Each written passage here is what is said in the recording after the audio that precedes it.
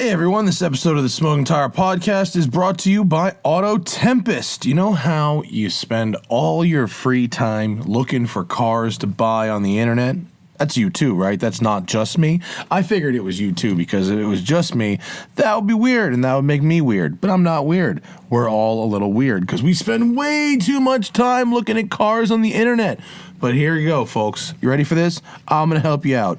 Autotempest.com. Rather than spending all this time doing double work, I hate double work so much. Rather than spending all the time doing double work looking at the same car on a dozen different sites, how about you just go to Autotempest.com and search all the top car listing sites in one place. Sites like Cars.com, eBay Motors, Car Soup, Cars Direct, and more. Then compare those results with AutoTrader and all of Craigslist, folks. Not just your local Craigslist, the national Craigslist. Find the exact car you want for the best price without wasting a ton of your time browsing around at all these different sites, right? Your time is worth something. You're a hard worker. You shouldn't have to do double work to find a car.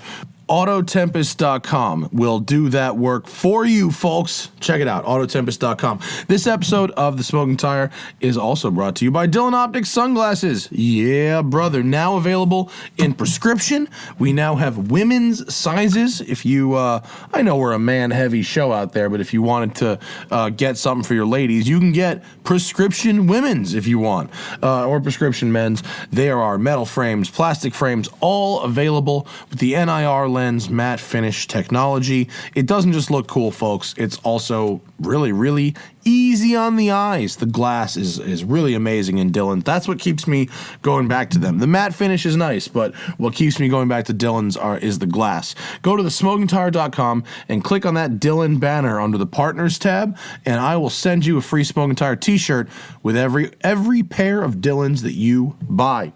And last but not least, Beeline Coffee. I'm drinking it right now. It's delicious. It's, well, I don't know if I can legally say nutritious, but certainly not bad for you. This is delicious coffee. It's very high-end. It is single origin, micro-batched. The flavor profiles are bang on. In fact, the flavor profiles are written on the bag. I drink Beeline every single day, so much they gave me my own roast, and I'm trying to share that Beeline love with you. Go to BeelineCoffee.com and enter code TST at checkout, and 15% off your entire order, folks. Everything, no matter how big or small, 15% off with code TST at BeelineCoffee.com. On today's episode, we got an old pal, a fellow automotive journalist. Jeff Glucker is in the building, the Hooniverse writer, video producer, podcast host. He's kind of like us, just down in OC. He's in studio to share his woes of his project cars, and we've driven a bunch of new interesting stuff recently. Here it is, me and Mr. Jeff Glucker of Hooniverse.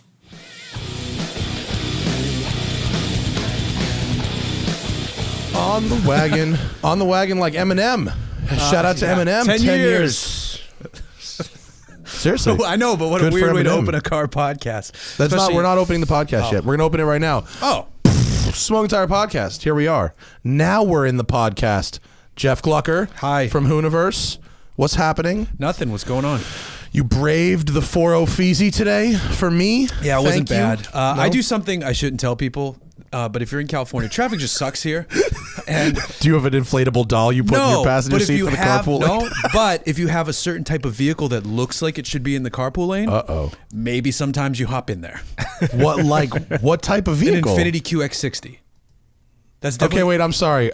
I don't know what that is. That's like the minivan of Infiniti World. They make a minivan? Well, it's not a real minivan, but it's a 3-row. It's QX60? Yeah. Tim, can you give me a picture of the Infiniti? Because JX35. Johan Denishan fucked up Infiniti's naming scheme. Yes. As he did in Cadillac's naming scheme. Oh, it's that. It's that. That was the JX. JX35. 5. Formerly the JX. Right. Formerly the Mrs. JX35. Yes. Now it's QX-60. It's like a Mercedes R. Oh, does it? So, Yeah, exactly. So you look Yes. like you're hauling a family? Kind of. But I was behind a car where it was like an older Cadillac STS, and there was clearly a dude by himself. I'm like, well, they're going to get him first. And I have a live podcast to get to. And Listen. the cops know you. They're probably like, oh, you're going to Matt's? Cool. I'll see you online in 5 minutes. Listen, if anyone from you, other journalists, to Uber drivers, to attorneys, or anyone really that's willing to break a law on moi's behalf is a friend for life. Yeah, there you go. How is that? Don't How do is that as thing? Donnie Don't does. It's fine. It's perfect for if you have kids. Yeah. I have in-laws in town, and we're taking our daughter to Disney this week for the first time ever. So Oh, she's shit. Her head's gonna explode. No kidding. Did you buy the super fast pass to skip all the bullshit? She's young enough that it doesn't matter. We only really care about like the princesses this time, so right. it's not as big a deal. You get to experience Disneyland now from a female perspective. Yes. Boy, is that going to be fun. I mean, maybe that's the way I went about it on my own time. Yeah. And also, by the way, Aurora here? as it seems, it turns out you're a mommy blogger now. Are you Kind of, yeah. You're I think so. bit of a mommy blogger, I think aren't I you? should be a daddy blogger. Pretty much every video I put out there now has a car seat. Has a car in the back seat? Yeah. I mean, look, that's good consumer knowledge. I mean, why can't I can be a daddy blogger? It doesn't have You to be a could be. mommy blogger. That's true. I just like the dresses. Do we have a photo you. of the dresses, Jeff? No, those are private. Oh, okay. That's a separate Instagram account. Finstagram. daddyinaddress.com. And then there's all like a different type of daddy blogger. Oh like my. That's a probably, Yeah. yes, that's true. iPoppy blogger. Dad. Oh my God. Now we've gotten into those types of relationships, haven't we? Yes. Anyway, the QX60 is fine. It's what it is. It has a CVT, so it's not that Wow, fine. that's a big vehicle for a CVT. It is, but Is that a Pathfinder under there? It is. It must be, right? I don't know. Does it share Pathfinder question. architecture? Probably. Is there a good reason to buy an Infiniti right now? Yeesh. Oh, that's a lot of hesitation. I'm sorry to say. No, if Have you driven the quick one, like the red Sport or whatever that's called? The engine is great. Exterior wise, it's like 99% cool. The interior Yeah. is really nice. Steering is atrocious, and gearbox is mediocre at best. Is the steering? It's not that steer by wire. It is. Oh, it is. Yep. They stuck with that, Yes, didn't they? terrible. It's better than it was. Yeah, but It's not ready for prime time. is the motor worthwhile? The motor is awesome. If they do not take that engine and stick it in the next Z, they either need to just kill the Z and all of us need to Bro. move on, or it needs to become the 400Z. Take the 400 horsepower motor, and now we'll like. I don't know. The Z angers me. Didn't I just read a rumor about the 400Z? There's been in that rumor for a while. Tim, look up the Nissan 400Z rumor. Let me tell you something. A friend of mine named Chris Brewer came by. Do you know him? Yeah.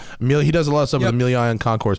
That yellow picture, that yellow one Yeah, right he was there. driving that one. Did you see this thing? No. He parked it in the parking lot by my house. I saw it from so far away. That is a brand new 370Z press car that he was driving that is $29,995 as tested. You know what that looks Under like? 30. That looks like if they were showing audition tapes for a movie that's popular, and like the Camaro was chosen for Transformers, but the Z auditioned and didn't get the part. Yeah. They liveried up. Wouldn't you love to see like mock-ups of like a whole bunch of different cars as Bumblebee? And that's exactly what that would look like. It's yellow with a racing stripe on the side and in the middle. Like you know what it looks like? It looks like one of those Hertz ZHZ Corvettes. 100%. Right? Yeah. But in the context, under 30K, it was actually kind of sweet. However, the last Z press car I drove, which was probably like Why am I listening to an ad right now? Can you mute that channel, Tim? the last Z press car I drove was a convertible automatic, $54,000. I had a Camaro. Non-Nismo. I had a Camaro SS convertible automatic, like 2LT or whatever and it was 55. Yeah. Yikes. Yeah. I mean, much better car than the Z, but convertibles still, are expensive, dude. Still, 54. I think the convertible option added like $7,000 to the price of a Camaro SS. It added a lot. That's insane. Yeah. New Camaro's good. I mean, the new Camaro's ugly as shit, but the new Camaro's good. The new Camaro is very fast. Right. In all its Well, the chassis is the excellent. chassis is really good. I would still get quick. a Mustang over a Camaro, and I would concede that I would lose. Like, I know I'd lose on a track. Right. But I'm not going to drive it. But it's a nicer place to be all the rest of the time, really. Right. Sorry, GM. ZR1's pretty nice. I was going to ask about that. Yeah. It's a Race car. Legit race car? No. Corvette. It's a Corvette. Okay. Like, it's like...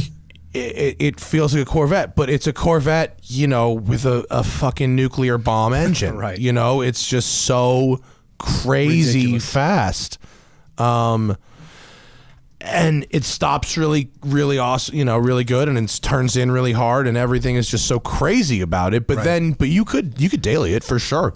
You could daily it. It's just really bad shit. Is it over the top looks wise? Like, is it too much? Like, or is it cool? Certain colors look better than others. Sure. Is for sure.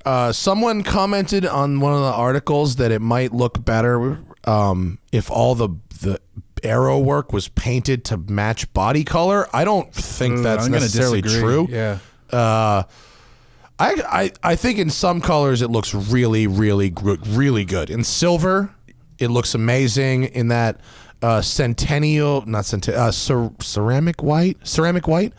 Yeah, pull up the white in the middle there, kind of, Tim, at the bottom, down there. That looks better, I think, than the red or the orange. Like, that's pretty bitchin' right there. Are they going to offer that? They have this sick green color, like a dark green they've offered on the past. There's a bunch of colors, and they sort of implied it was possible to get a paint to sample as well. Everybody does that now, so that makes sense. And you can do that engine build thing where you go and build your own engine for. I turned wrenches. You turn 2 bolts and like, all right, go to the restaurant. We'll call you when it's done. Actually, one of the funniest things they said at the press launch is there's a whole bunch of people that order one, quote, with everything. And they like, and the dealer will be like, but sir, everything includes them. Shut up. Everything. Put everything. Resale, my friend. And then they'll think that they're doing like factory delivery at Bowling Green, but then they show up and are like, time to build your engine, and they're like, what? They have the cars ready. Yeah, like they don't even realize, Christ. And you do that when you build your engine. The rest of the car gets built that day. Okay. And you take it home like the next day. Oh, that's cool. Yeah. You actually get to watch it be built, and then you practically drive it out of there. It's funny though. Like, if I'm going to spend that much money in a car, what part of the fun is having someone else build it. Like, I just want to get it. I wouldn't mind going and sitting down and chatting with the guy and watching him do it and taking pictures and learning. I don't want to do it. I'm assuming they go back afterwards and like retorque things. Like, oh man, they watch you. They have to. No, it's a 1-to-1 thing. They watch guys you. are like, all right, I'm going to lunch. No, it's a zero experience thing. They should make it more of an adventure, dude. And like Survivor Corvette. Who's going to blow up first? You can, for $5,000, we'll watch you, or you can come do it for free. Right. And we won't. The factory's yours now. By the way, no warranty. Right. Yeah, 100%. But actually, you've been to Bowling Green, right? I have not. It's when you're building an engine from scratch on a stand with all new stuff. Right. Like, it's not, if so you have the instructions, it's not that, it's much more difficult to take one apart in a car and deal with it. Every tool is there. Yeah. You have the guy over your shoulder saying, nope, turn that a little bit more. Yeah. All right, now let's move on. But dude, the LT5 engine, huge. They had a stand with an LT4, the Z06 motor on it, and they had one with the LT5 right next to it.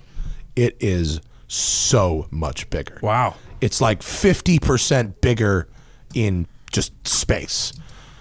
Tim, I think if you look on the desktop of that computer, it is possible I have the video. Them right there? What's that? Is that? No.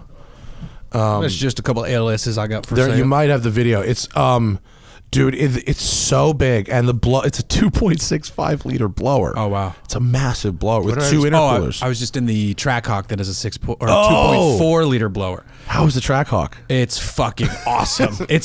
I said this so many times while driving it. It's the best, dumbest car out there. Yeah.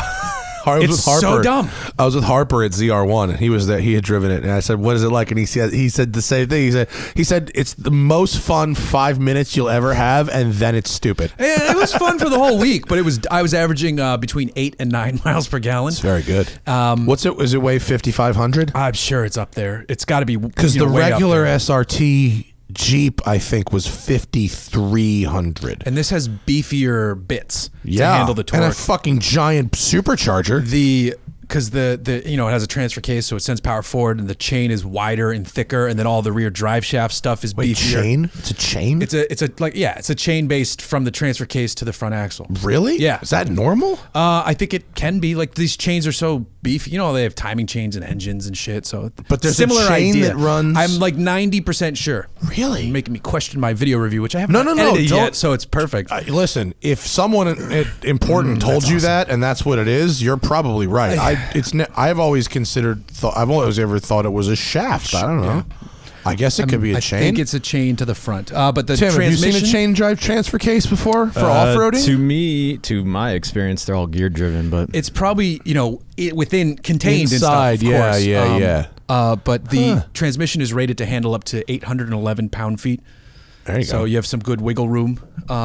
It's so much. Did you fun. mob it on a racetrack? No. Just candy. Oh, you roads. had it in the street. Yeah. Is it? I mean, aside from the shitty fuel economy, is it nice to drive?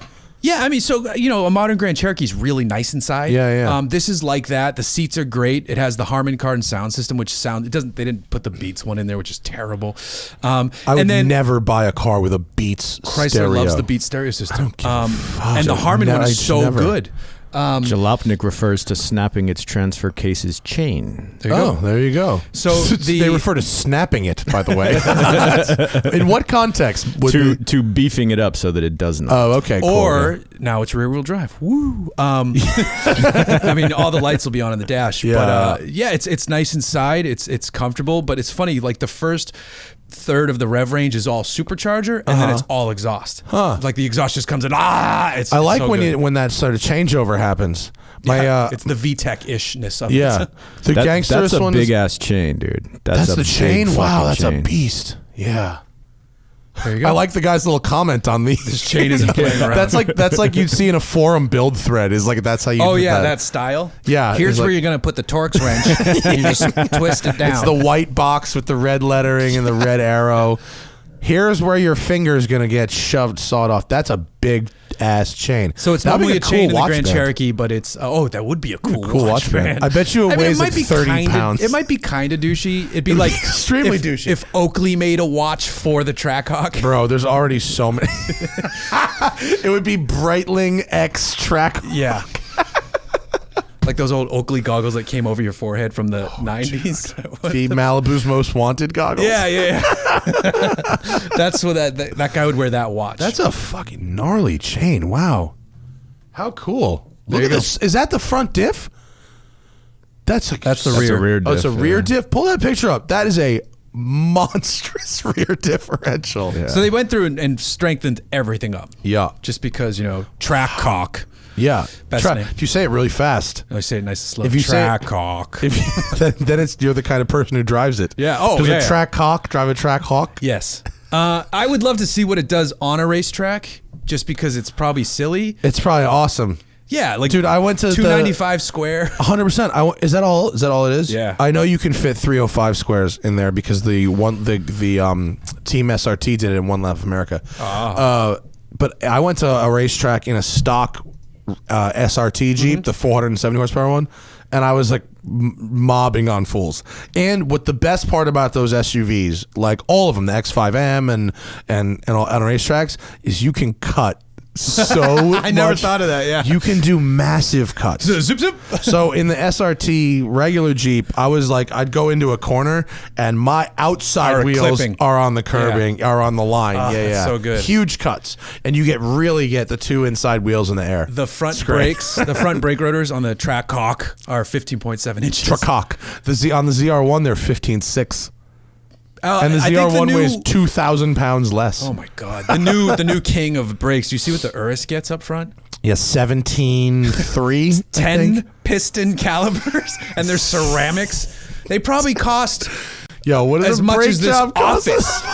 It probably does. Right? It probably does. It probably costs as $25,000. I wouldn't be surprised if that was the number. Oh my God! You know, Look at that it's a picture. Lamborghini. That picture really. It's slow to load right now. Yeah, your internet after I build it sucks. up. We have good it still internet suck? now. Oh, you fixed it. Yeah, we upgrade. Spectrum bought Comcast. Look at that shit. And that's how big the rims are. You pull that up, Tim. The rims are so big that that's a 17-inch brake rotor, and it doesn't even really fill the rim that much. That's just that's fucking absurd. Oh, that's so gnarly. New one-lap champion vehicle right there. We had Ben Collins, the Der Stignus. Yeah. He was in here. He was great. And he said that like the worst thing about all modern cars is low-profile tires. I agree with the stick. He and I are...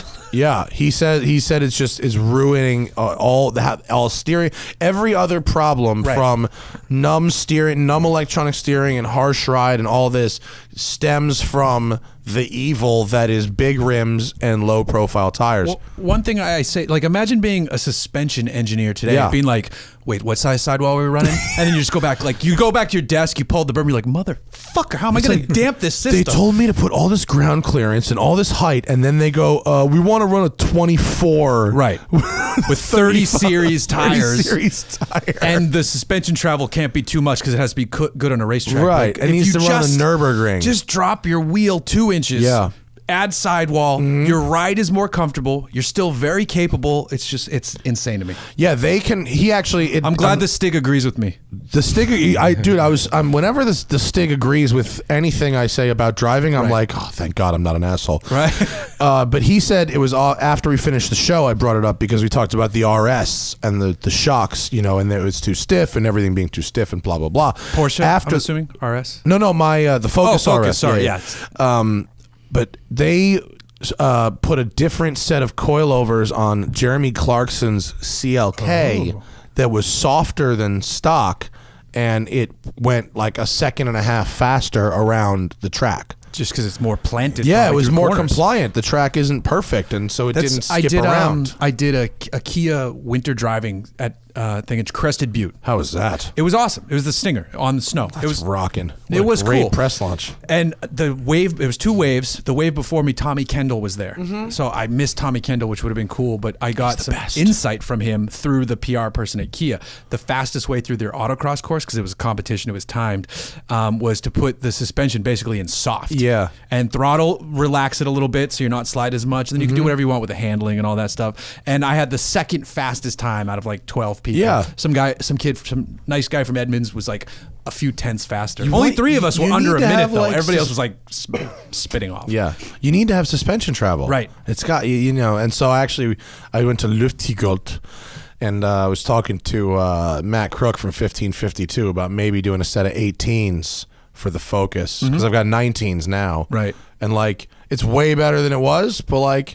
Could go even farther. I want to go even softer. Yeah. So I think the next move is to downsize to 18s and upsize the sidewall. I think that's a great idea. Yeah. So we might make it do a little Ken Blockenstein kind of thing, Sure. or we might try something new. Yeah. I'm not really sure. Nice. But I might leave it to those boys to figure out something awesome. They're doing a thing with Mountoon. Okay. 1552. They just moved into the building next door to Mountoons. Oh. Which is extremely convenient. That is convenient. Yeah. You could do something rally inspired. That's what I'm thinking. Street focused. Yeah. I'm thinking rally car. Okay, cool. Definitely I like that. rally I like car. that plan.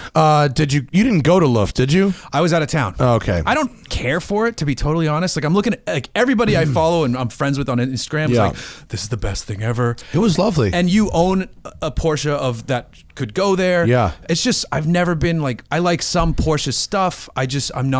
It looks like a great event. Yeah.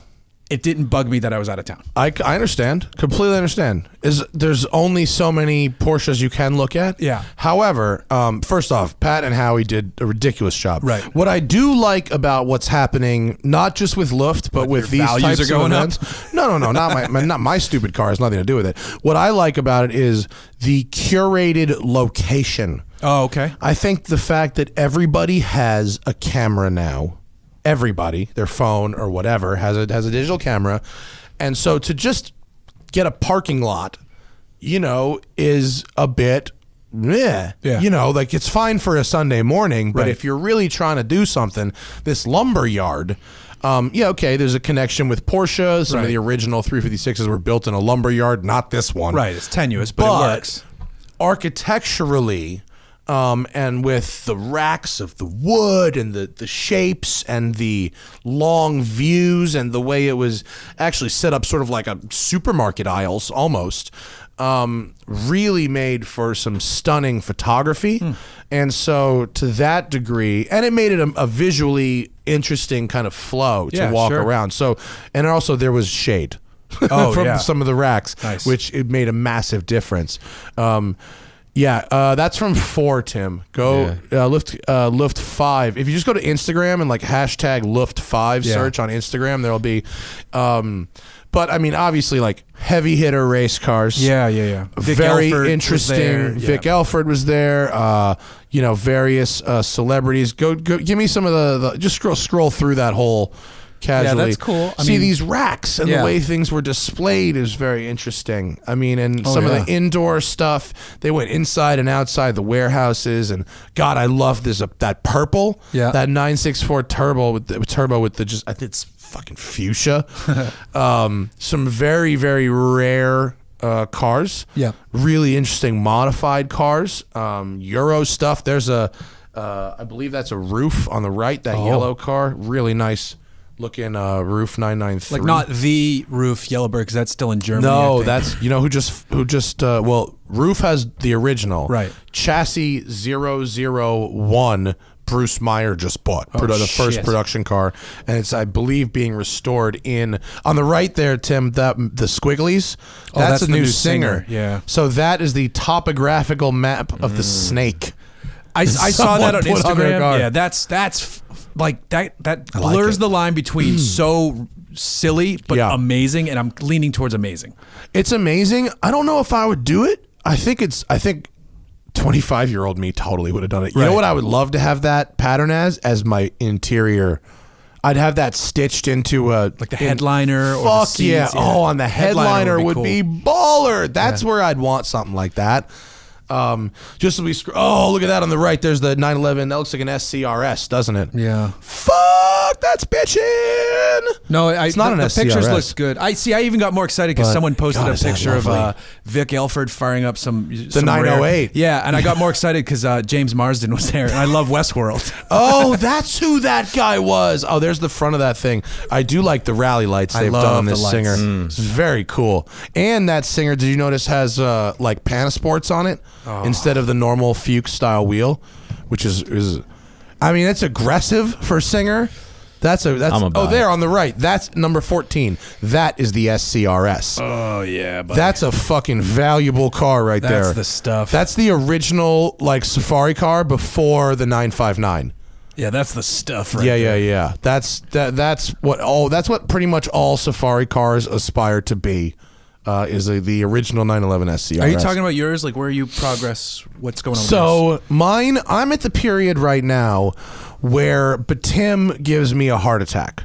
And this happens with every one of the builds I do with him. I love Batim and I love his crew. And here's what happens. I give him so much notice. So I'll call him in like October and be like, hey, I'm going to bring my car in on January 5th. And I need it to be done and on a truck to Lee by May 1st. So Lee can have it done by like September or whatever. Yeah, you're giving him like half a year. A lot of time. Yeah. Real relaxed schedule on this one. I think he would be doing things in bits and pieces throughout this period of time. What actually happens is I give him the car in January and it sits there collecting dust and I panic slowly. Builds. I internalize it at first, then it explodes onto the podcast. And I didn't see Batim at Luftgegald. It would have, but you know, and I have right when I'm about to have a heart attack because it's like this thing needs to be on a truck. You know, like April 30th or May 1st to Lee. Like on April 27th. He will shut his shit down and put his entire team on my car and it will get done. Yeah. And it will go on the trailer exactly. You're like, I when could have been driving it for months though. Totally.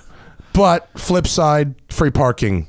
Yeah, that's huge. You know, like, sometimes I'm like, I could be driving it. Other times I'm like, I'm not dealing with it, but like, and I love, but Tim is like my guy. Like, right. And his whole team are my people. Like, I love them. But like, this happened with my Mustang. This happened with my Corvette. It's every time he's done anything for me, it happens in the last 3 days before I need it done after the car, sits there for a month. But that means it's this stuff's about to happen then soon, right? Yeah. In theory, like all the shit's going to happen. So hopefully I get to go meet this Steve Wong guy.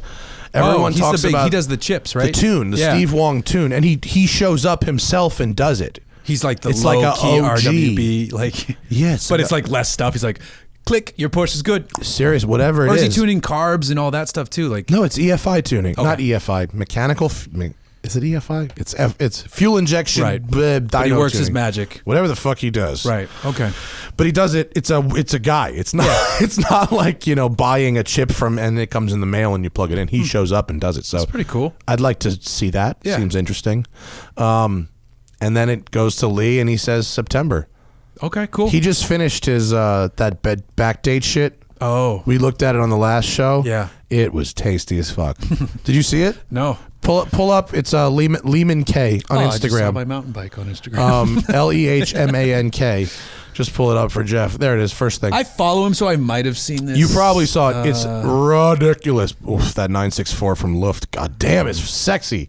Go down. Are those GT1s right there? Yes, those are the Peterson. Oh man. There's a street car and a race car at the Peterson. Down. That blue car's Down. Stuck on the Panamera. Down. That happens when you get to Panameras. Yeah. But he's put a lot of fucking pictures up Why does he have a since. cross track? Where is this? There was guy? A cross green 959. He's a Subaru guy. Oh, Yeah. well, that makes sense. Go down. What the fuck? Where is this car? Did he did he just Silk cut straight Jag. remove it from his Instagram? Maybe it wasn't supposed to be seen. Look at the yet. Rothman's G-Wagon. Maybe that's a support vehicle. Maybe he took it off his Instagram. What the fuck happened? Huh. Lee, what you doing to me that's here? a good shot of the drift. Lee is making me look bad. It basically looks like a almost singer. So, Almost. but he's what did he take a 993? He took a and then- 964 Oh, and and then- backdated it to look like a, Earlier long note. 911. Is that, wait, go down. Is it the yellow? Yeah, the yellow. There it is. I'm sorry. It's the yellow. That's a 964. That's a 964. Fuck. Okay, yeah, that's cool. Again, scroll to the right. There's more. There's layers. It's, no, that's like is somebody else. Never mind. Thought there were layers, but that's it. Fuck. So nice. Isn't that? It's got a 4 Yeah. liter in it. That's fucking cool. All right. It's a winner. It's a winner. Yeah, that's Definitely. rad. That's super rad. Ooh. You like that interior, huh? Yes. It's almost loud enough for me. Yeah, needs to go farther. Oh, when you see mine, mine is farther. Yeah, LA City Bus. Look at the titanium exhaust. That exhaust was cool. Titanium exhaust. Yeah, that's cool. Yes. The engine is just hanging hear out it? back there. Yeah. Good Lord. What's our levels? Give us. It's not bad. Oh my god, it's the sexiest shit ever. That is cool. Right? I like that. I like it a lot. There was a driving one too. Isn't there a drive-by? I swear there was a drive-by. Here's a drive-by. Turn up the volumes just a little bit. Let's hear the drive-by. It's like an idle by. Looks like a. Oh, there we go. Well, we're like live streaming and down streaming. I mean, it's not really. It's a pretty shit drive-by. But No, like, but you get the off throttle was Yeah. really nice. I can appreciate it. Oh yeah, the off throttle is where the action is. That's yeah. cool. That's File very it cool. under fuck, fresh as. How often are you driving the Mustang? I drove it the other day. I'm asking you questions. I on drove your it the other day. podcast. It has when I took it to that YouTuber challenge like last October. Oh, yeah, I know yeah, I that's like remember that. October, and I don't really have an excuse because it's 6 months ago. Tony at BBI did like a mega race alignment. It's like 3.5 degrees All of like cambered negative in? camber in the front, and it turns in like a motherfucker. Yeah. But Oh, you need so, to back it way off. It's so darty on the. Yeah, it follows every so crack. fucking terrible right Yeah. now. And so I drove it the other day, and it was just miserable. It was all over the road, and it felt like dog shit. It's just like, oh, It's fucking fun hell. though. I mean, it'd be fun if it was a dedicated track Oh car. no, like if the alignment was like normal, It's it would fine. be. It's Yeah. fine. Yeah, it's nice. And you have to love the attitude of a car like that. I mean, you just Yeah. You It's know, like almost like a no fucks given state of yeah, mind. it's like somewhere in between. Yeah. Because you gave some fucks. I gave some fucks, Right. but now it's not a lot of fucks. Now you're like, it's a Mustang. now still. I'm like, this thing is still pretty shitty. Because you spend 6 minutes in an 87 Carrera and you go, this is what they were doing over there in 87. yeah. Or a Skyline. No. You know. What else you been That makes driving recently sense. besides Trackhawk? Trackhawk let's sounds see, awesome. Trackhawk. Oh, I wait, just last had the thing on Julia. Trackhawk, how much was the one you 90. tested? Oh, okay. Yeah. Most of the ones I saw early were like over 100. What did this yours was not 90. have? I have no idea. It didn't. No idea. There was nothing I was left wanting for. Yeah. I don't know what the other options are. I didn't even look it up. The review is basically like, this thing's so stupid. Right. But it had all like the normal good stuff, right? Yeah, Nice yeah. leather, heated and cooled, all that kind of shit. All that shit. Yeah. So I have no idea. But I Sometimes they stick like rear seat entertainment and stuff in there, and it's like Yeah. $4,000, and you're like off. yeah. They have carbon ceramics on that one. Does it have carbon ceramic brakes? I don't think On the Trackhawk? so. Oh my god! Imagine something that needed like the Urus that I needs don't think that has so. carbon ceramic brakes and then also weighs 5,000 pounds, and it'll just be like munching through rotors. Do they offer carbon ceramics on any Hellcats stuff? Do they? That says carbon fiber dash. No, I I'm don't pretty think sure they that. do. No, I just had a Hellcat that did not have ceramic brakes. Right. No. Yeah, I don't think they do. I don't think they do ceramics on that. But I just had the Julia. Did not break on QV? me. Did not break fast on me. one? Yep. No hiccups either. No brakes. I no forced 2 hiccups. by doing what, a brake stand? So the first one came when I was just about to start in-car driving. So I was parked in some dirt or some gravel and transitioned to tarmac. And so I'm in the full track mode. So I give it gas and it kicks out. And when the tire goes from the gravel to the solid stuff, it gave me a torque vectoring fault, and it put it into N in the DNA system, and I couldn't go back to track until I shut it off and turned it back on, and then it went away. Yeah. Then the next time I was trying to do a brake stand, even though I was told this will cause a fault by Jonathan Klein. It will. And it I know didn't exactly like what it. you're talking. And it said Electronic throttle control. But Yeah. it went away after 2 seconds. So those were the only 2 issues, and they were fixed. The rest of the time, 0 problems. Okay, you're lucky. Though I do note in my video, I'm like, listen, because I didn't have these problems, I had these 2 problems where I forced the issue. Yeah. And I had no other problems. However, everyone else I know, it's a Christmas tree in here. I didn't have anything that kept me from like moving. Like I didn't get stranded or anything like that. But we know people who have. No, for sure. I had 3 different electronic throttle controls. Can you make your mic more like horizontal, like This mine? way? Yeah, the vertical 40s mic doesn't really work. You sound better now. I wanted to do talkies. I know, it sounds better now. I had 3 of those, and then I had. Did you have the weird Ackerman angle steering? Where if you Steering? go full lock on the steering, it went gunk gunk gunk gunk gunk. I didn't notice that in this one. Yeah, see, they don't all do that. Is Oh, the problem. okay. I love the asked Sam giant Smith- paddles. Oh, his was a bag of garbage. No, I asked Sam Smith if it did it, and he goes, "Well, 3 of them did. Oh, Jesus. 2 didn't." He had 5 Julias. That's a lot. Look, if you liked it, did you have a low mile car? No, 6,500, which for a press car and that press car, I mean, It could have had a rough life. beat the pussy up. It could. It could have easily had a rough life. It ran great. It was comfortable. It's a little cramped in back. I put the car seat in there. My daughter rode in it. It was awesome. They're fast. I was daddy blogging it up. They are very fast. It turns in so well, and then the rear end with the torque vectoring comes right around. It's the most entertaining sports sedan out there, I think. They're very fun to drive, and when I had the one, I drove it around for like a couple days in the city, and I was like, I don't get this thing. And then I started going. I went somewhere and drove fast. I was like, oh, Got it. did you have the grabby brakes though? The brake by wire. When you try to come to a stop, it's stupid, and I also think the pads on mine were wonky. From 0 to 5 and 5 to 0, that car sucks. Yep. There's no point. You can't feel the pickup point for No. the brakes, so you just kind of get used to Because it's brake by wire, and it's Yeah. not well programmed. The NSX they have a much better job of the brake by wire. You wouldn't notice it was brake by No, wire. NSX was fine. Yeah, NSX is lovely. No, the Julia, it was cool. It was fun. I've been driving some trucks for Truck Central. Oh, yeah? That's still How's going Truck on. Central It's going? It's going great. Nice. I like Mark. He's nice. We had a hiccup where I thought Toyota sent me a 2018 TRD Sport, and it was a 2017, and the Toyota people were like, that is clearly not a 2018. So we had to take that video down. Really? Yeah, which I apologized, even though I asked Toyota for an 18. And so I just sent Mark the link to a 2018. The 18 is different? It's like the grill's a little bit different, and then it gets some extra safety features. That's pretty much it. Is that recent? It's like April. They still have 17s? It must have been at the end of its life, because everything else, like, I'm like, you're sure this is an 18 now? Because I can't be a fucking dipshit again. Press cars slipping through the cracks. The worst one was we were shooting this was for Auto by Tel. We were shooting. Oh, it did suck. We were shooting a WRX STI. We had, I forget the exact years, so bear with me if I'm wrong, because the internet will go, fuck you, you stupid piece of shit.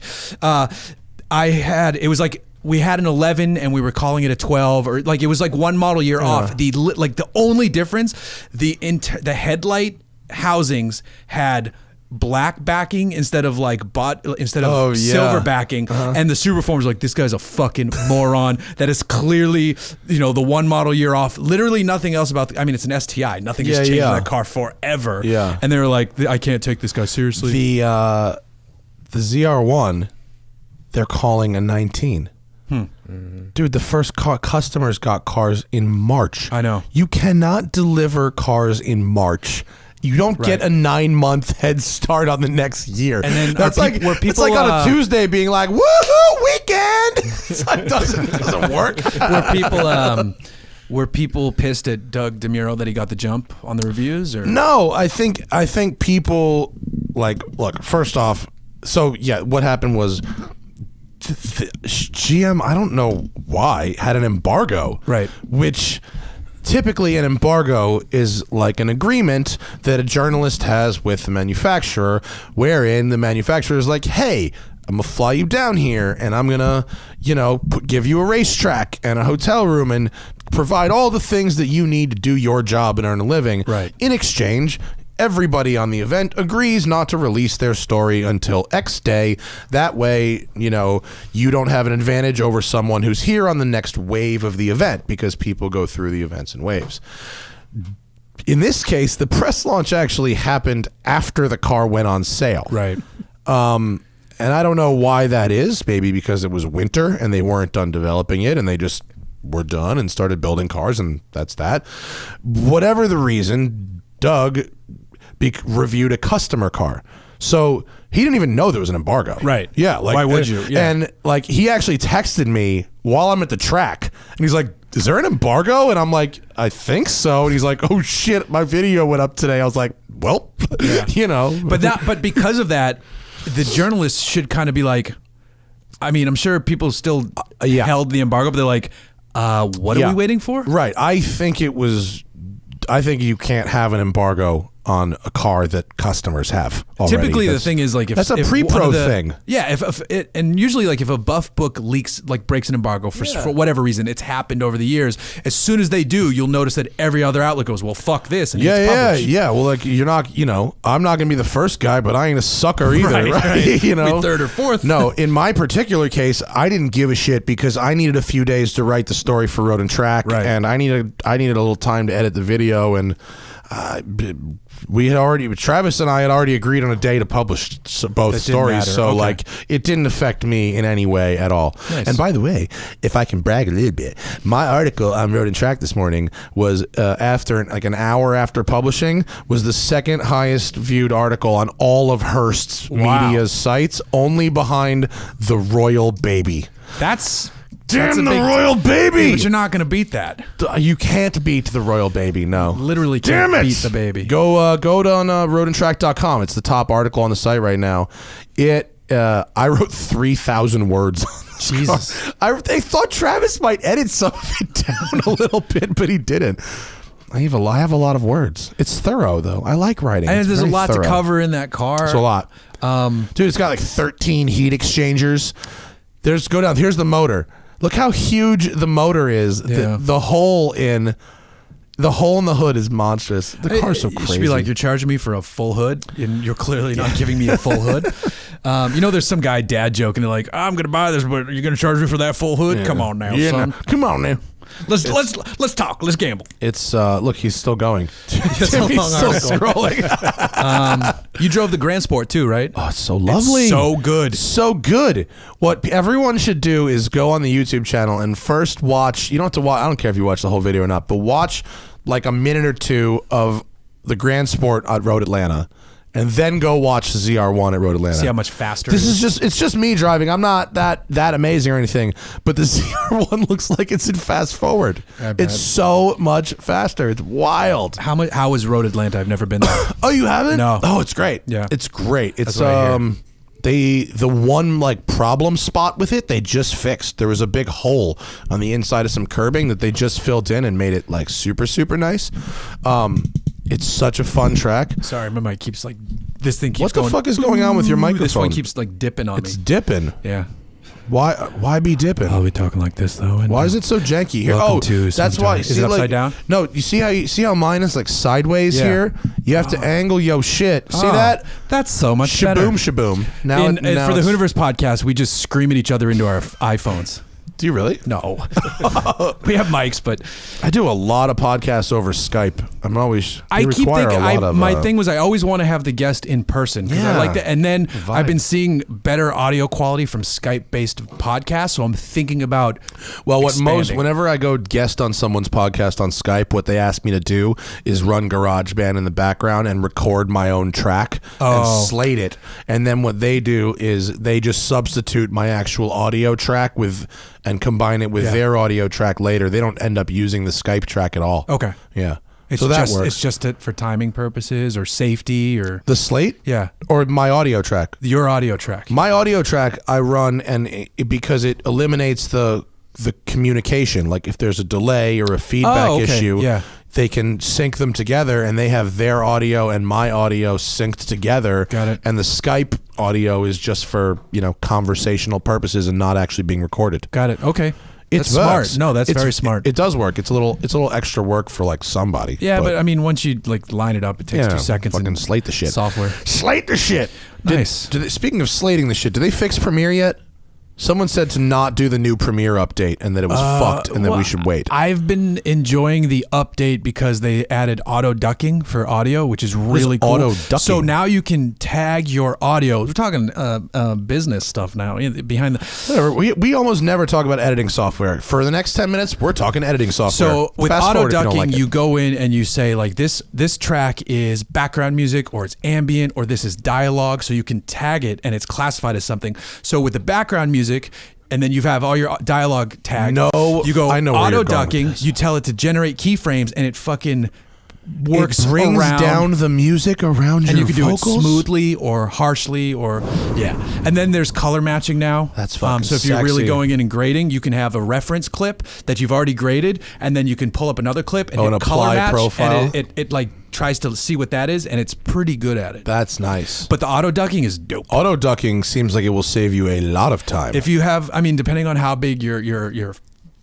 shit is, that's nice. yeah, it just kind of, and then you can go back in and like fine tune the keyframes if you need to, like if it came in a little early or it's a little too loud. It's a very cool little feature. That's good. Yeah. I like that a lot. Yeah, you just have to go and say like this is clearly dialogue, but it's very quick and easy to do. That's fucking cool. I really like that. Are we Tim, how's live looking? Good? Everything okay? Seems to be working, buddy. Everybody happy with the live stream? Nobody in the super chat? No one has any questions on super chat? No super chat. If Where you does want that to talk pop to up? us, huh? Where does that pop In up? a different window. Oh. There. Oh, No super chats yet. If you want to get talk to us, you use that. So a couple like months ago, I mentioned that Lotus had offered me an Evora 400 for a month. Right. So I actually got that. I Oh. booked that. So it doesn't come until for a couple weeks. I think I get it on the May 25th is or this the something. one that Road and Track has right now? I don't think it's the same car. Really? Because I thought there was only one of these in the country. There's one 410. This is a Okay. 400. Okay, So the main differences between the 400 and the 410 it's 10.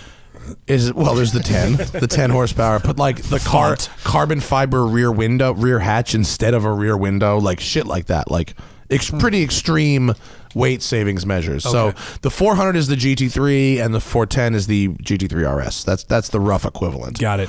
You get it for a month? Yeah. Jesus. So I'm doing like 4 or 5 track days. I'm doing like Willow, Sonoma, Buttonwillow. I can't get on Laguna, which sucks balls. Sonoma's Willow awesome, Springs, though. Buttonwillow, Sonoma, and You're gonna drive the Lotus all the way to Sonoma?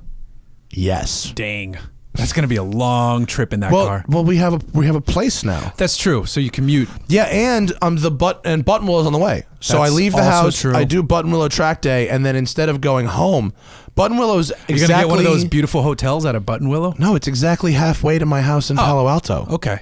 My house, our house, Hannah's house, really. Yeah. Listen, if my house is her house, her fucking house is my fucking house. That's 100% correct. Right? Yes. And now we live in Silicon Valley, the TV show, and it's fucked up. It's a good show, though.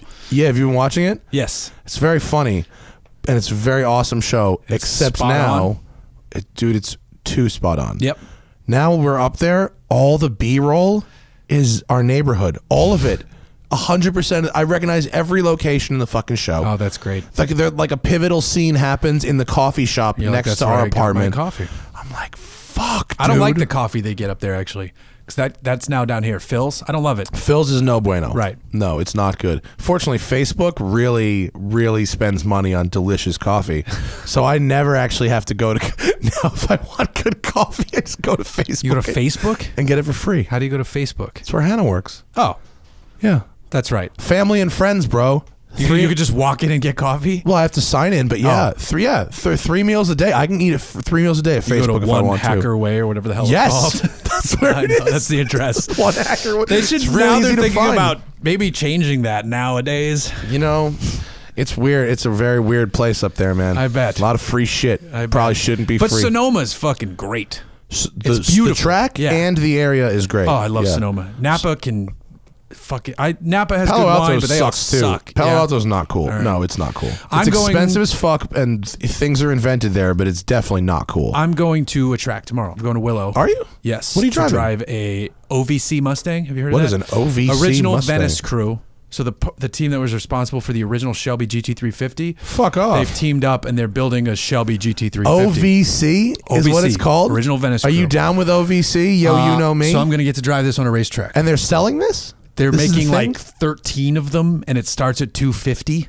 Out of what are they making them out of? They're taking original shells, I think. Shit. And they're it's got the- transforming is that the Terlingua logo on the yeah, side?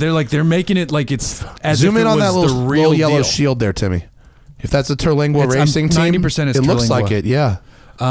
Hell yeah. So they're making it just like it would have been back in the day. They're making like maybe 15. I forget the exact number, but they're making 250 G's. that's like starting.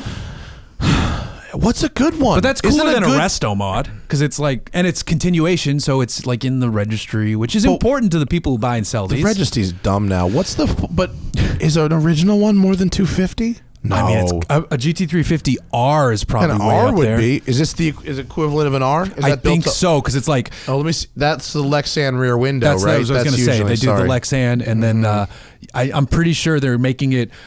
See, it says competition model. Competition model. But I think like Pete Brock is involved in some measure. Can you? Yeah. All right. You gonna go drive that at Willow tomorrow? Yeah. You and a bunch of other people, or just you? No, there's going to be a few journalists. Oh. So Jelly. yeah, I Oh shit. pitched it to the guys at Road Track. kinda And never sexy. heard back.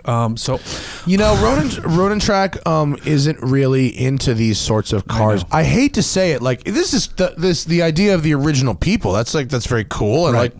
but I mean, don't you get a lot of quote reimagined late '60s Mustangs in your fucking inbox? I mean, I get a fair amount. I of get a shit. lot.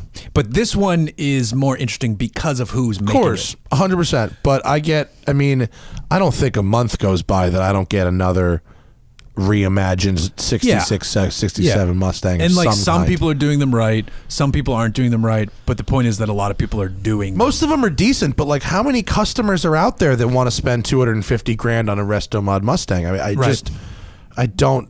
And I feel like we're backing down from resto mods. Like, I if thought it's that too resto mod, until I went to Barrett Jackson. Oh, yeah. I was surprised. Which Barrett did you go to? Scottsdale. Yeah, that's like the worst one for it. Well, I was expecting these resto mods to be kind of value priced secondhand, and they went the other way. I was totally off. Yeah, Totally off. You got to go to a Meekum.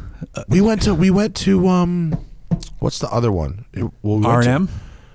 Not well. RM's like the nice one. Right. Russo and Steel. Oh yeah. Russo and Steel's good fun. Russo and Steel's like a fucking rodeo. Right. It's great. I used to go to Meekum with a friend's father who passed like last year. I would go with him to help him pick what Wasn't to buy this and when sell. you drove the Z cross country? So wasn't it the same kind of? It was same his family? car, but that was bought private party, Okay. same family, yes. But I would go to the Meekum and Kissimmee all the time, and it was more blue collar guy done well, and it was just more fun environment. My favorite room at Meekum is the bid goes on room. Yeah. The cars that don't get bought on Yep. the stage They're just roll sitting into there. another room, and you can just do a write-in bid later. Yep. There's some shit in there. There's a lot of cool shit in there. The best is to come in. One year we got there early, so we got there on a Thursday. There's not a lot of TV coverage on Thursday.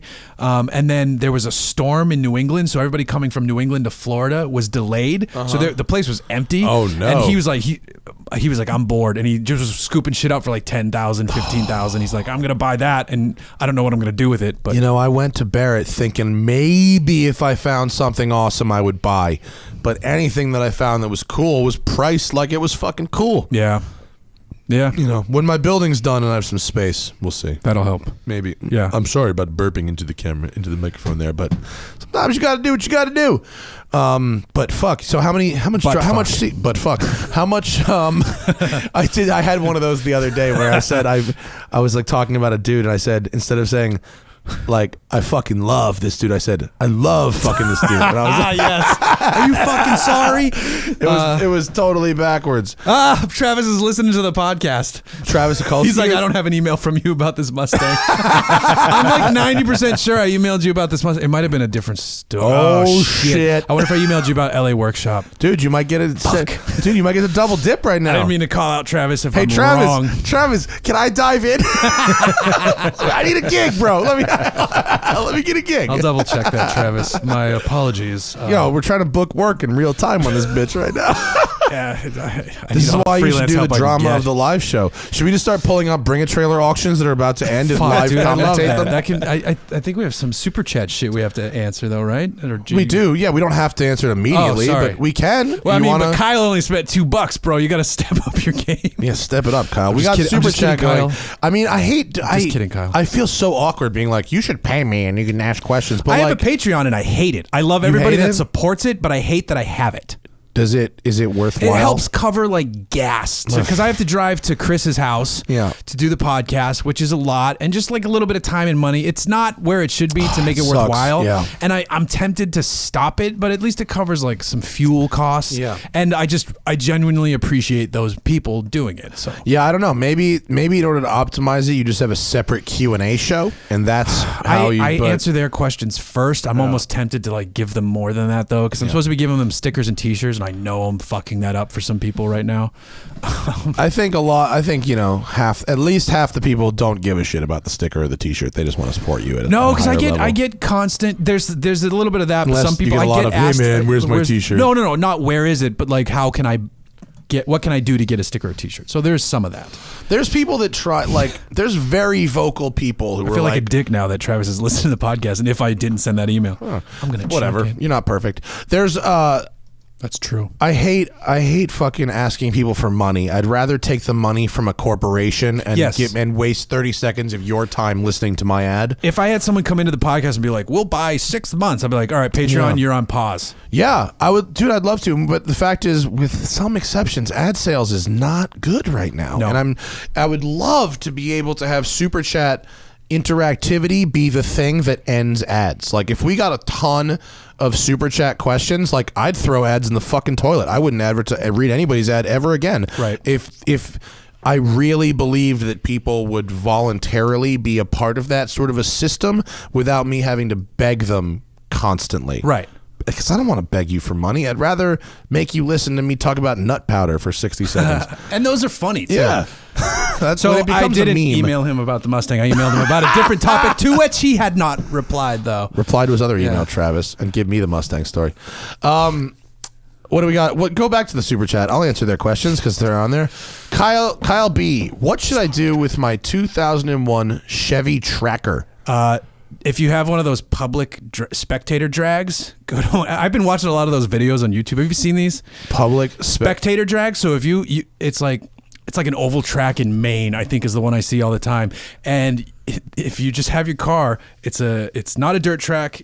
I'm pretty sure it's not a dirt track, but whatever. It's two public people. You can set off and you go and you race, but it's your private car. It's not a race car. And there's a famous one where some guy in like a brand new Gen 1 SRT8 Cherokee was facing off at some guy in a shitbox, and the guy in the shitbox immediately slams into him. I remember that video. So there's tons of videos out there like that, and you can go down a wormhole. Honestly, the tracker is like the Suzuki Grand Vitara, right? It's like that that little SUV thing, right? Yeah, lift it up and go some fun. Gambler 500. Yeah. Gambler 500. Get some tires and go wheeling. Get some tires. You do not need 4-wheel drive. You just need the right tires. Yeah, KO2s. Bro, I drove across a fucking Utah in a Previa. Like you don't need a special tires make a huge difference. A couple more questions coming in. Thank you guys.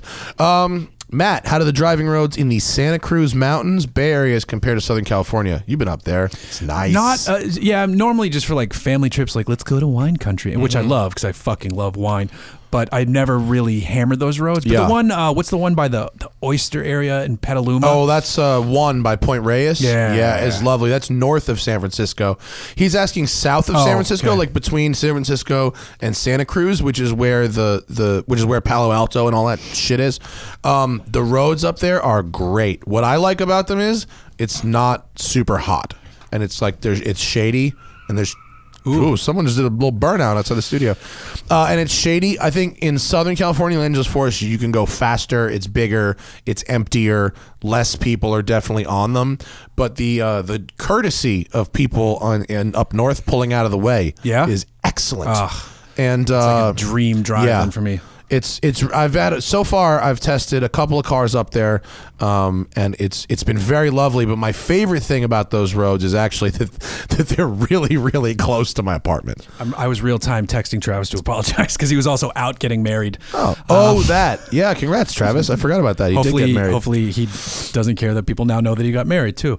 So no, it was the picture was on his Instagram. Okay, he put it on his Instagram. Good. Yeah, congratulations, married. Marriage. It's what brings us together today. I watched the Andre the Giant documentary last night. So good. So good. So sad. It's always so fucking sad. But that's a great one on HBO if you want to see that.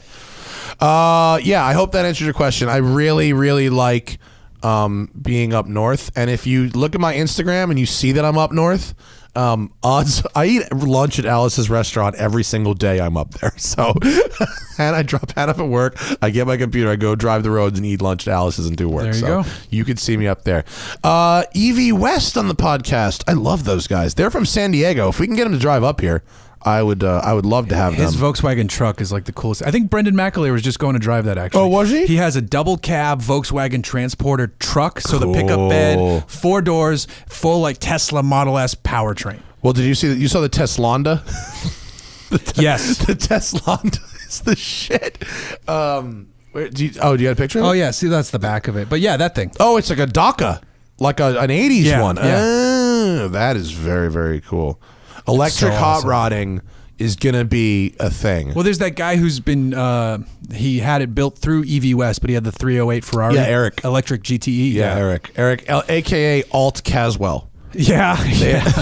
There it is. Alt Caswell. I like that. Dude, they're like the same person. Yeah. It's so funny. He's like California Caswell. They're the most San Diego people ever. Yeah. It's Alt Caswell. Caswell still has some like, he's got some Chicago in him. There's still some crazy. Whereas like California Caswell is like, he's San Diego, so he's chill. Yeah. That's very funny. EV West builds some cool shit. I drove that E36 they built that was like 800 pounds of torque. It was fucking cool. Nice. I should make a note of that. I will call them. I know those guys. We should get them on the show. Definitely. When they start talking about ohms and amps and shit, I get so lost. Yeah, you can lose it. Let's see. What modifications have made the best improvements to your cars? Tires. Take that. It's so obvious and so boring, and no one wants to fucking hear it. Nope. And audio and stereo. Stereo. No, I would go 10 out of 10 tires. I mean, anytime I put on a tire that is for an intended activity, it's ridiculous the amount of improvement you get. 100%. When it's cold out and you put on snow tires, your sports car is really fun. I was just at the ZR1 launch, and one of the biggest things they kept saying was all the final development miles for the car, all the fuel economy testing, all the shit was done in Michigan in winter on snow tires. That's awesome. And Michelin has a snow tire for the ZR1, and he said they did 100,000 miles in the Michigan winter. This is a car with 750 horsepower, and not one person needed to get rescued out of snow. Right, I believe it. Which is so badass. And it is badass. Yeah, putting the right tires on your car will make 100% difference in how your car performs. What is I was giving a thumbs up to Dina. What's Dina's Garage? Yeah. Will always support Hooniverse. Thanks, Dina. It's one of our longtime Patreons. Wow, thanks, Dina. You're actually supporting the smoking tire in this case, but I appreciate it just like he does. What's the number 2 modification? Number 2 modification? Depends on what you're trying to do, but like often, I mean, once you've done tires, then you can go to brakes. I like doing stuff that will support the future addition of power before getting to that power, because then all of a sudden you're so used to the car. Wow, this stops so short. It turns in amazingly now, and then you add power. You're like, it's a different machine. So I go tires and brakes and suspension, like chassis improvements, and then add the power. I tend to do that as well. I will say if your car is modern and turbocharged, a quote stage 1 tune, an off-the-shelf type tune from an APR or a Cobb or a Mount tune is a very safe way to extract the most of your car's potential without, really. I have a close things. friend. He has a '69 Firebird, and I hooked him up. water. I hooked him up with the Hotchkiss. Like the total vehicle system suspension. So like it chassis bracing, all this stuff. So he comes from a 69 Firebird with just a beat down 350. Thank you. Beat down 350. So he upgraded the suspension before we went in power. He did a little bit of brakes too. It was so funny because on center, we didn't change the steering itself, but just like no brake dive now, no body roll. On center was still so dead because of the 69 Firebird, but as soon as it gets to the point where it catches, it was like, zoom. Yeah. It was awesome. That's where you need one of those Detroit Speed steering boxes. Yeah. That shit just I love for pro touring. Like I'm obsessed with Detroit Speed. Yeah. Their shit is fire. You go to any Optima Challenge and everybody has parts from them. Yeah, and the entire executive staff has like fully they all built race. crazy ass cars that like mob. I drove Kyle Tucker and Stacy Tucker's car. The owners like those cars were nasty. Wow, a lot of questions coming in. Okay, it's going to be a Q&A show. Follow up from Jason here. What modifications have you done that you won't ever do again? Ooh, what have I done that I won't? And when have I ruined cars? Let me think. When have I totally ruined a car? I put the wrong wheel offset on one time. The unsprung weight was way too much, and it was just fucking nightmare. Take That's them a off good answer. immediately. Oh, I had a quote custom set of wheels made that were like not like made. These are the ones that cracked all the time. They and cracked. shit? I think I would only buy like extremely high quality aftermarket wheels. Right. I would never buy a set of cheap wheels again. I didn't do this to my car, but I would never have done this to the car. Remember the Civic? Yeah. How it had nitrous. I would never have put that in. It was silly that it had it, but I would never do that to my car. Oh, and I'll never ever remove the standard 3-point belts from a street car ever fucking again. Right. Yeah, like I might have, if I ever have another like track focused car, like, I might get a GT3 or something down the road.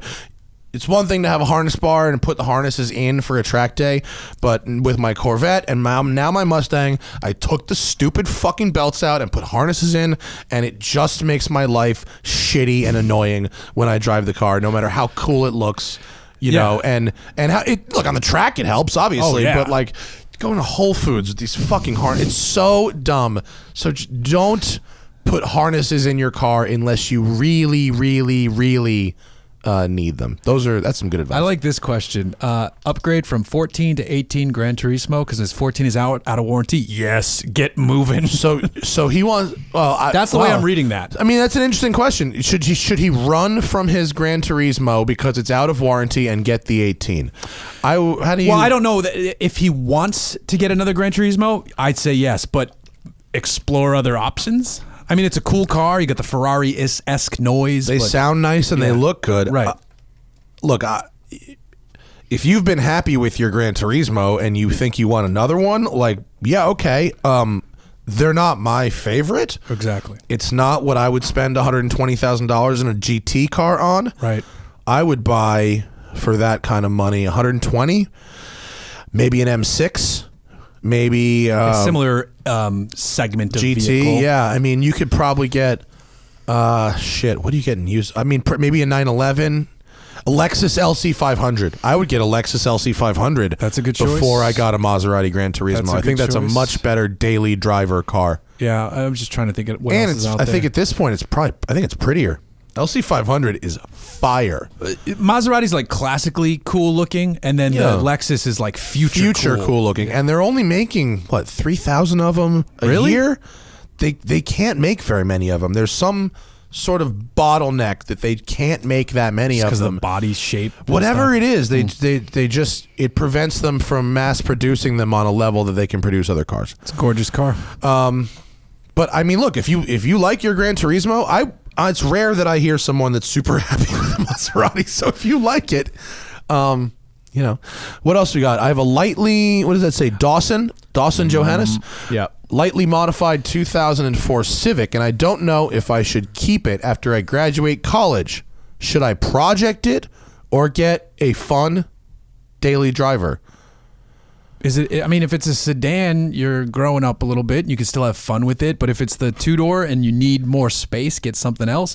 But after you graduate college, I mean, save money. Yeah, right after you graduate go college. have fun, live a fun life. You're gonna get a job. You're gonna go out and see the world. But I mean, this is coming from guys who are like older now. Like if you asked us when we were 23, like fucking strip it, cage it, cut the springs, slam it on back. Right. Like, at 37 now, it's like, well, you could get a CRV and just be just as happy. If you are financially secure and you have a job, I think you should, if your car works good for you and it's not like modified in that it's embarrassing to drive to feel like an adult, like you could turn it back to stock. You could tone down the mods if that's your issue and you want to seem more grown up. But like if you have a working 04 Civic that's clean, there's no shame in that, and I think you should save some money and live a long life to buy a whole lot of fucking toys. There you go. Yeah, that's just my advice as someone who pissed away a lot of money on stupid shit in my 20s. But let's see. What does it say? Anodized front calipers, paint worn, but not rears. Okay, so you have, I guess the question is that you have brake calipers and the front paint is worn, but not the rears. Well, your front brakes do about 75% of your total braking. So your heat will be much higher at the fronts than the rears. Also, it'd be funny if it was just brake dust. You're just going to clean them. Could be that. That really, that's the only really thing I could think of is that you're really also MBS Frenchie is dropping like tons of questions. Oh wow, in there. that's a lot of. Is he just putting different symptoms of things that are wrong with his Maserati? is that all? Oh shit, that's funny. Is that it? Oh my god, you don't have to do all that. You can put all that in one. But thanks, man. I appreciate the support. I think you can have those front calipers repainted. That's a problem. That's easy. That's cheap. When to sell 13 GT Speed for deposit on new 19 GT? Is that like the Bentley question? When to sell a 2013 Bentley GT Speed for deposit on a new 19 GT? Now? Because the new car's hot? Yeah, I don't know. Now, or not? I mean, can you send us a picture of your garage? I mean, the new Bentley GTs are going to be fire for like a year. And then they'll be available. And so, for me, you're right. You're totally right. So, while the new one is fire, if you've got a really clean used one, that's a good time to sell it. Yep. When people can't get the new ones. Or before it comes out, because it's not out yet, right? Because the new body style looks dope. Yeah. Okay. Looking sexy, Mr. Farah. Thanks. Oh, is that Travis? Is that my friend? No, it says Travis B. Yeah, I know. I know a Travis B that would probably say that to me. Thank you, Travis. I hope you can come over and hang out with us very soon. Is that all, Tim? That's it, buddy. That's it, buddy. Thanks for participating in this live super chat game. What else have you driven recently? Anything good? What's your project car status? How about that? Oh, is it that bad? No. There's an update. It's going to a shop tomorrow. Which is the Mercedes? The wagon Mercedes. Because my sedan is still my daily driver, which is getting its audio system soon, thanks Clarion. Oh, from Clarion? Yeah, no, the Wombat, you're not going to find it in there. It's buried. It's fully buried. So the Wombat is going to a shop tomorrow, and they're basically going to evaluate it for me and go like, all right, option 1, we can do everything you want to do, and it's going to cost this. All right, cool. Or they're going to go option 2, we can do everything you want to do, it's going to cost this. And I'm going to be like, let's just take it to a junkyard. Really? Or like, let's sell it. I don't know what I could get for it. What do you think you're into it right now? $5,000. It's not terrible. Maybe like $5,500. And it has no engine in it at the moment. It has an engine in it, but it's bolted in place, that's it.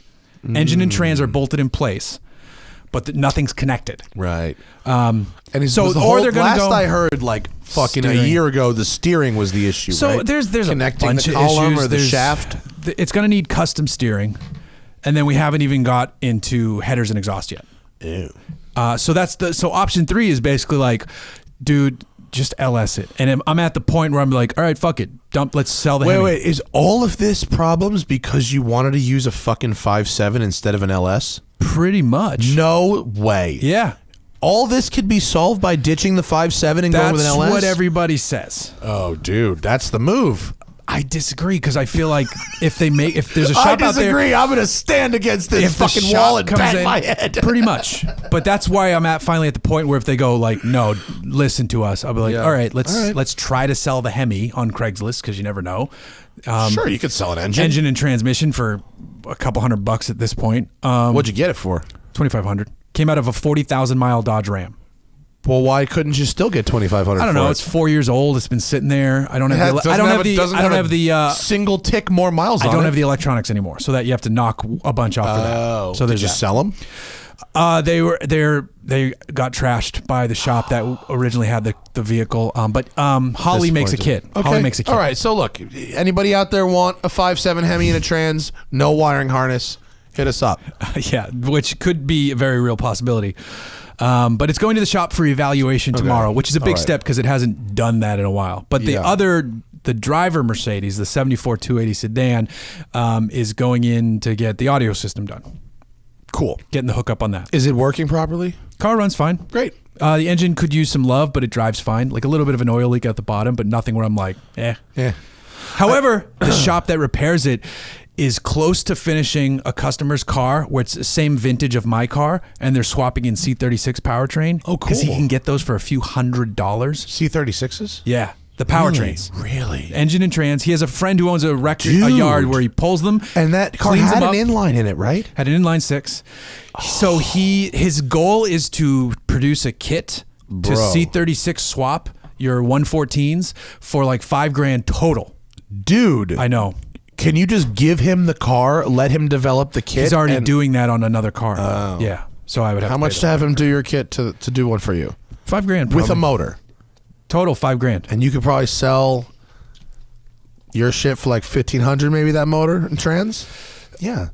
I say do that. I'm C36 engine. It lovely. Have you heard those engines? They're great. It depends what's about to happen with the wagon, because if the wagon it's only going to cost $5,000 or $6,000 because my goal right now is just to get the wagon driving. Yeah. And then because I wanted to safari it for years. As you should. Before like the safaring shit was taken off, I want to take this thing camping. Is that a problem that's been solved? There's Does somebody make a lift?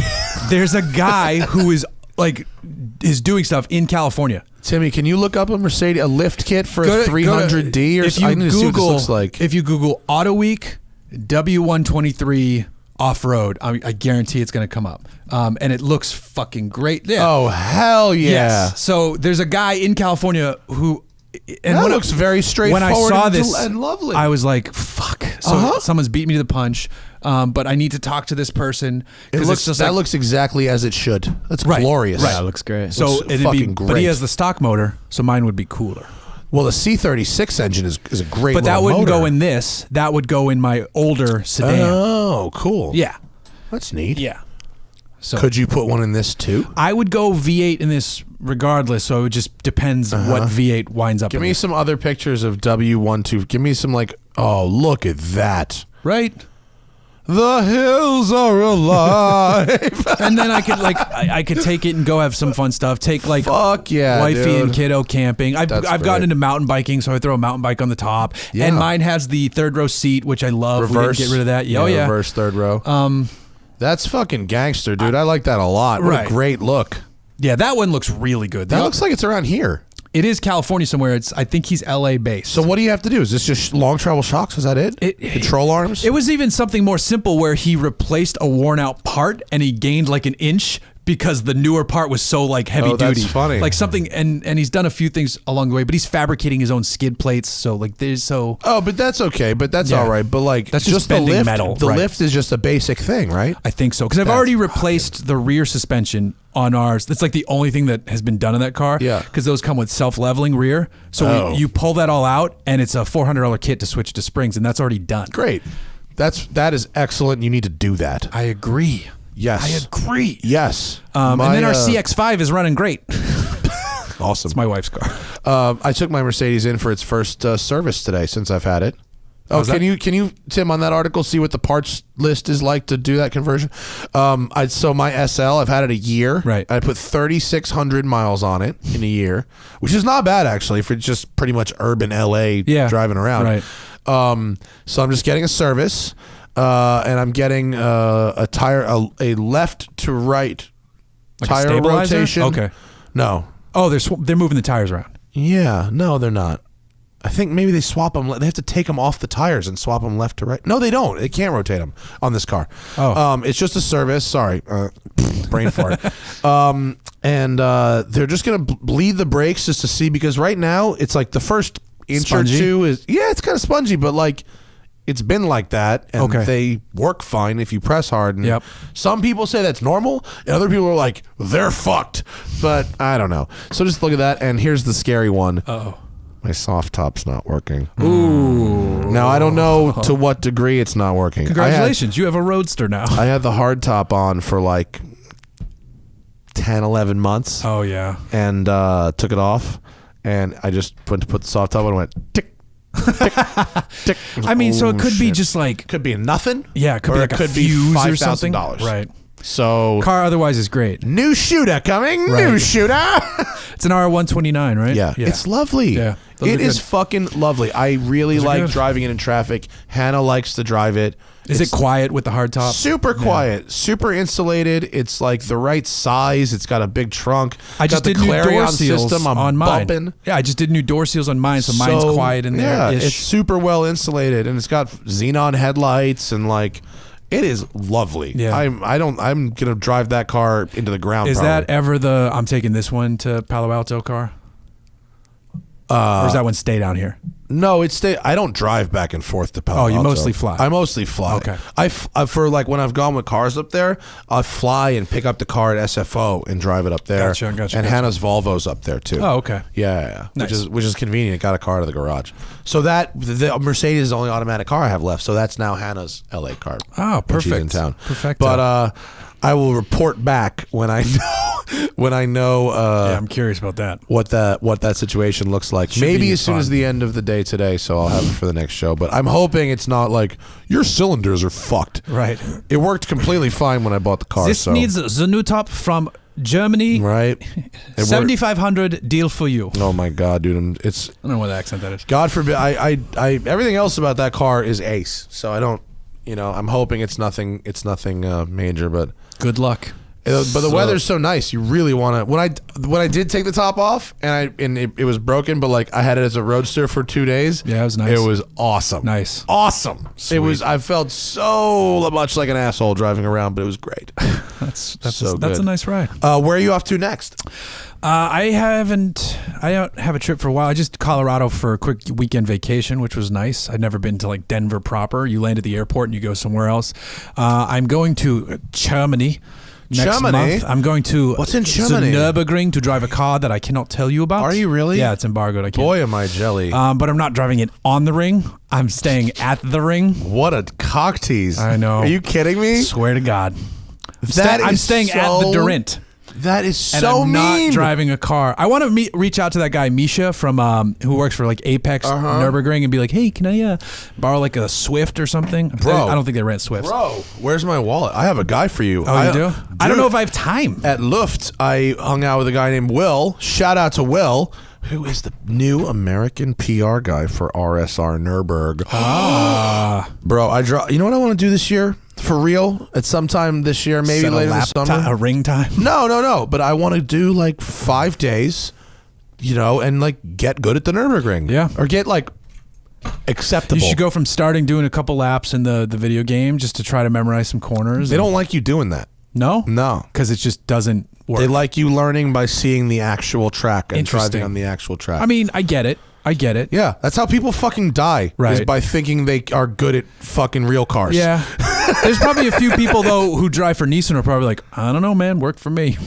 A couple. Yeah. No, we discussed this with Ben Collins. Yeah. A couple. His theory about the going from video games to things, is like when they did the reality show, take it from an online contest to he goes, look, you start with 25 or 30,000 people. You're going to find someone who can handle driving a race car at Le Mans. Sure. If you narrow 20,000 down to 1 and you train that person appropriately, right, you'll find someone who can hold, what keeps most people from racing at Le Mans isn't necessarily,如raw talent. It's the availability of practice and money and, stuff like that. I mean, sure, yes, there's obviously talent. Right. But you could if you do one of those national search type of things, yeah, like, it's not such an oddity that one guy would end up really succeeding transitioning from video games to, right. It makes sense to have the type of system where the virtual training makes sense is like these $100,000 sims where then you're like, no, that transfers. That'll transfer. That worked great when I go do AER and race at a track I don't know. Before I went to Road Atlanta the first time, I did an hour at CXC and it made a massive, massive difference. Okay. I still gotta, they do VR now there, right? Yeah, I didn't like it so much. You can, or how are you on Oculus? Are you okay? I don't have that much experience with it, so. It's like, I got motion sickness. Okay. After a couple of minutes, I liked the 3 big displays. Yeah. I mean, that shit is so real. When you combine the 3 big displays, when it takes up your vision, the motion, dude, it's super realistic. And then when I got to the track, it was exactly like it was in the fucking because they like sim. laser scan it was them. Gangsta. Yeah. I have invites to CXC and I haven't done it yet. I gotta get it there. Go. You're a journalist. You can go for free. No, I have it all. Just call him. I'll meet you there. I'd love to go have a race. It's so fun. Duncan Indy, our race car driver friend, goes, and Efren, they always invite. All the racing drivers go and train there. Right. Yeah. It's by the airport? Yeah. Yeah, okay. Did you, Timmy, did I see a couple more questions on there? Yeah, first, the Mercedes is pretty simple. It's a spacer lift in the front, increase the pad on the springs for 1.5 inches, and then self-leveling suspension, just cranked it up. Oh, see, I wouldn't even do that because I already got tires. I already have springs in the back, so I could just work that route, which would be even easier. Because then if that fails on him out there, he's fucked. Yeah, you don't want to run that. You don't want to run self-leveling, but you could just find an appropriately sized spring and shock combination. Yeah. Easy. So fairly basic. Yep. That's your move, dude. I know. Well, but initial goal, get it running. So then, honestly, if I get that running, I'm probably going to sell my W114 to help further fund this one. Yeah. And then go fund me, bro. Yeah. No, I wouldn't do that. Let's see, a couple more, and then we can kill the super chat after that. Looking to upgrade from an 08 Civic soon. Would you recommend an wagon or an crossover for a daily driver? I love wagons, so. Here's the thing. It depends on the wagon and it depends on the crossover. Yeah. There are crossovers that have harsh, awful fucking rides and drive terrible, and there's crossovers that drive great, and there's wagons that have good rides and bad rides. And I want to answer your question, but unfortunately, I would really, really need a much more specifics than that. I mean, look, we have a crossover in my family, and I picked it because we needed it. My wife wanted something like that, and Mazda doesn't sell the Mazda 6 wagon in the United States because that fucker is gorgeous. It is a good looking car. So we bought the CX-5 because, in my opinion, it is one of the better affordable, like better driving affordable crossovers. Plus ours is a mid-level trim, so it has more sidewall in the tires, so it drives comfortably, and it still has the Mazda Zoom Zoom dynamics. They changed from Zoom Zoom, I forget what it is. I would have preferred the wagon, but a crossover these days is essentially a fat wagon, and it's my wife's car, but I love it. So if you're thinking about going that route, there's a few out there that I would recommend for you, certainly. Yeah, I mean, here's an example and a little anecdotal story, and I don't think it's going to apply to you, but it might apply to someone else who's listening. Mike Spinelli and I, for a segment on Drive on NBC Sports, compared the Mercedes E63 wagon to the Mercedes GLE 63 crossover, which actually is the ugly, slopey roof one. Yeah, that one is ugly. It is ugly. And we did it in New York City. And on the first day of filming, because New York City has dog shit roads and the E63 wagon has big ass rims, Spinelli blew 2 tires. And if you drive somewhere with crappy roads and you're driving a sport sedan or a sport wagon with low profile tires, you're going to end up bending rims and blowing tires and having a ride that sucks. Right. Whereas you can typically buy a crossover with a smaller wheel and more sidewall, which if you live in a city that has shitty roads is I think a good idea. It's not as ballerific, right? But you know, that's our opinion. So let's see. Someone asked, I'm sorry, this dealer can't find vibration in dash area at speed. I'm sorry, sir. We're not click and clack. I don't know what to tell you. I appreciate your donation to ask that question. MB is Frenchie. I'm sorry, man. I don't know what to tell you. That's a weird one. I mean, find a different dealer. If he's talking about his Maserati, then big fucking surprise. Your Maserati's got a rattle. That's a feature. And the dealer will never find, ever. Right. Yeah, if you want a car that doesn't rattle, you need a Lexus LC 500. Right. You picked the Maserati. I like this next question because they're definitely from Australia, because they paid in Australian dollars. Oh yeah, HSV. That's like $45, man. Yeah. Wait, is the HSV Club Sport Tourer wagon? That's the Chevy SS wagon, right? Pretty much. So. With a giant ass motor, right? Yeah. Club Sport Tourer wagon, yeah. Or what? With the Ranger Raptor? Or is it this pickup thing?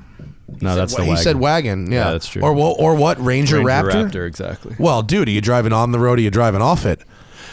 I love when people ask car advice. I love to help people, but should I get a LaFerrari or a space shuttle? What do you recommend between a Gulfstream private jet and the new Civic Si? Yeah, what are you going to do? I say wagon, even though the Ranger Raptor is going to be dope as fuck. Now, if you're ripping across the Outback and you need to dodge ruse, you don't get the Ranger Raptor. Homie, if you ain't going off-road, get the wagon. Especially in fucking Australia, don't buy an off-road truck. There's nothing dumber than an off-road truck in Australia, especially that doesn't go off-road, because they take their shit off-road in Australia. Everyone's got a snorkel and everyone uses it. Stay on-road and do burnouts like a good Aussie. Yeah. Yeah. It's a good-looking vehicle, though. SS wagon. Pull that picture up, Tim. That's a fucking sexy bitch of a wagon. That is, I agree. Literally same exact sentiment. But if don't buy any Raptor version of anything if you're not actually going off road. As someone, I say this, by the way, I'm not being judgmental. I say this as someone who owned a Raptor and didn't take it off road very often. Right. You know, and if I had been a little more honest about what I needed from that vehicle, I honestly should have bought a fucking 4Runner. Yeah. Oh, because the glass goes down. The glass goes down. A 4Runner was the correct vehicle that I needed when I bought a Raptor. Yes. And at times we traded cars. At times we did trade cars. 4Runner is a brilliant camera vehicle. Yes. Because of that roll down rear window. Good for surfboards hanging out the back too, and dogs. Cool. And mountain bikes. I think that's a good show. I'm going to wind that down. We can turn off the super chat. Thank all of you who participated in our... Oh, wait. Is that the last one? Now we can kill it. Will I be at the Nürburgring this year as well? And yes, what? And yes, Misha is ace. Misha's ace. Him and Robert have badass cars. They have like a 720 you can rent. Oh, dude, they have crazy shit. There's there's RSR Nürburg, and then there's Rent 4 Ring, and there's at least one other company I think that have caged versions of street cars as well as full-on race cars that you can rent at the Nürburgring, and it's like an all-inclusive deal where you give them like, 600 euro or whatever. I'm making up the price, and it includes your rental, your insurance, and then your gotta have that insurance. Fuck yeah, you do, bro. And then your laps as well, which is really, really cool. And in fact, RSR Nürburgring, I don't know about Rent for Ring, but RSR Nürburgring has a location at Spa. So I knew that. Yep. Yeah, so the deal is you do your track day at Spa, and then you drive the car an hour up the road and do your Nürburgring tourist session in the evening. Amazing. Baller! Yeah, that's amazing. Plug anything you want to plug. Hooniverse.com. Go to YouTube to the Hooniverse. We're on YouTube. We have some videos there. Follow me on Instagram at HooniverseJeff. I'm on Twitter at JGlucker. Also at The Real Hooniverse on Twitter and Instagram. But yeah, go to Hooniverse.com and read something. We have our own podcast on the Shout Engine Network. Hooniverse, or the Hooniverse podcast. You can find us there. And then, I don't know, be excellent to each other. These are the things. Let's see. My Corvette Zr1 review is up, one take, and the smoking and Road and Track. I truly recommend going and watching the Grand Sport video for just a minute, then watching the ZR1 video, because the difference in speed is fucking crazy. What else do we have coming up? I don't know. The things. Thank you for watching our live show. Please share it if you get the alert in the future. If you're going to come watch the live show, share it. Thank all of you who contributed on the super chat asking us questions. I hope we've answered them to your satisfaction. And follow me in all the things / the Smoking Tire. Thank you for watching Smoking Tire Podcast, powered by Shout Engine. Get your own damn podcast at shoutengine.com. All you need is Jeff, that whole thing you just did right there into the camera. Let's do it he again. didn't switch to it. Do it again, and we'll fade out with Jeff's weird eye. Bye, folks.